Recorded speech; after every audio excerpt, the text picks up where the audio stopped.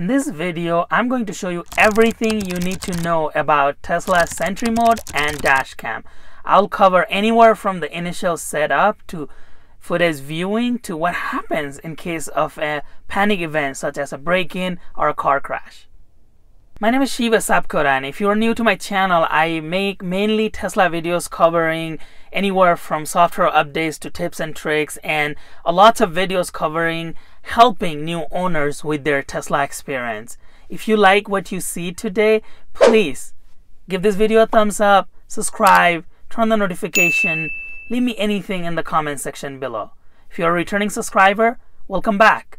I can only keep making videos like this with your continuous support. So it really helps with your engagement to the video, such as your like, your subscription, your comments. It really helps with YouTube's algorithm to make this video reach the broader audience. So I really appreciate you sharing my videos with your friends and families. With that, let's get started. For those of you who don't know, Sentry Mode is Tesla's CCTV system for your car.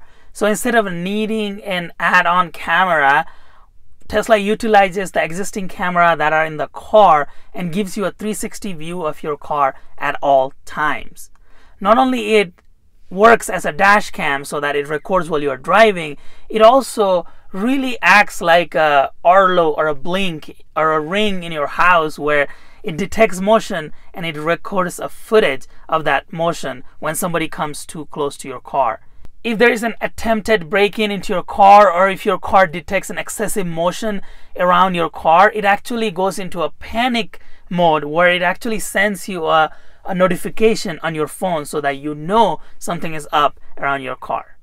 You need a flash drive to get started with the Sentry Mode and Dashcam. Tesla these days actually sends a 64 gig flash drive with all new cars. But if you think that you are going to need a larger memory, you live in an area where you anticipate a lot of motion and you don't want Tesla to delete the old footage, then consider getting something like this. This is an SSD.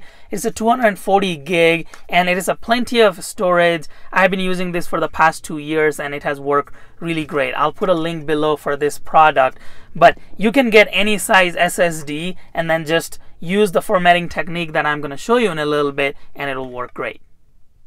Now start by plugging in your USB drive. After you have your USB drive plugged in, go to the main car menu, go to Safety and Security, and then scroll down where it says Dashcam and press on Format USB Drive. And it will give you a warning. Are you sure you want to format the drive? Just hit Format and just give it a little bit of time. There you go. Now the USB is ready to go. To check if your USB drive is formatted properly, just check right here in the top right corner, and if you see this icon that looks like a camera recording, that means the dash cam is ready to go. And if you see this icon which has a red dot inside, that means the Sentry Mode is ready to go. And if you see this icon, that is an alert saying something is wrong, and you press on it, right here it says Dashcam USB drive is too small. So my USB drive that I plugged in right now is a 32 gig. That is fine. Tesla will still record and do the Sentry Mode events. It just is saying that you might have to delete your footages often and it might not be able to store as many footages. So you might want to upgrade to an SSD if your drive is too small. Now, if you scroll up a little bit, right here is your Sentry Mode settings. If yours is set to be off, toggle it to on, so off on, and then right here you can choose if you want to exclude work, exclude home, or exclude your favorite location. And why you want to do this is if you don't want Sentry Mode recording in your garage every time you go to your garage, then you can just exclude home, then it won't record in your home. If you see something interesting on the road or you witness an accident and you want to save that footage in your flash drive, all you have to do is just press this Dashcam icon. So press and it says saving Dashcam footage, car must be in park to view. And then you saw the green check mark. That way you can save that footage. Another way and a quicker way to do this is by going to the Safety and Security settings, and you just have to go down here where it says Dashcam and it says Save Clips and Honk. if you turn this on, what happens is if you honk, so I honked, and just give it a little bit of time, and right here it says saving dashcam footage. So you don't have to go over there and press, you can just honk and it will save that dashcam footage as well. Now the system is set to record. Let's go over how to view the footage. The easiest way to view Sentry Mode footage is as soon as you walk into your car, you'll be greeted with Sentry Mode events, and all you have to do is just press on that information where it says I, and it will take you to the interface where you can view those footages. It saves a 10-minute footage of the Sentry event, and you can actually go through different cameras. So rear camera, the left camera, the right camera. So you can see all different views on which event caused this Sentry Mode.